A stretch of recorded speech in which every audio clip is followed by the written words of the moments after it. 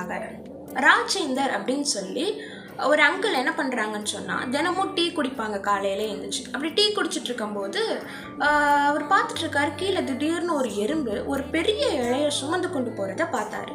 அப்படி பார்த்துட்டே இருக்கும்போது அந்த எறும்பு என்ன பண்ணுது அப்படின்னு சொன்னால், சின்னதாக போயிட்டு இருக்கும்போது ஒரு விரிசல் வருது.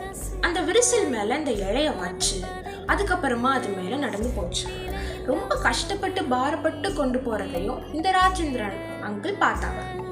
பார்த்துட்டே இருக்கும்போது போயிட்டே இருக்கும்போது தான் இருக்கிற இடம் வந்ததுக்கு அப்புறமா தான் இருக்கிற துளைக்குள்ள இந்த எறும்பு போயிடுச்சு. அது கஷ்டப்பட்டு சுமந்து கொண்டு வந்த அந்த இழைய அதால உள்ள வரைக்கும் கொண்டு போக முடியும். இன்னைக்கு நம்மளும் அப்படித்தான்.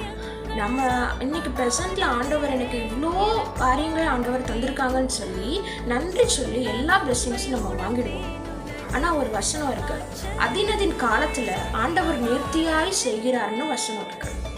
அது ஆண்டவர் ப்ரெசன்ட்லையும் ஃப்யூச்சர்லேயும் செய்யணும்னு சொன்னால் அவருடைய பலத்த கைக்குள்ளே நம்ம அடங்கி இருக்கணும். அப்படி இருந்தால் தான் அந்த பிளெஸ்ஸிங்கை நம்ம கண்டிப்பாக செய்ய முடியும். இந்த வார்த்தையின் மூலம் ஆண்டவர் நம்ம பிளெஸ் பண்ணுவாங்க.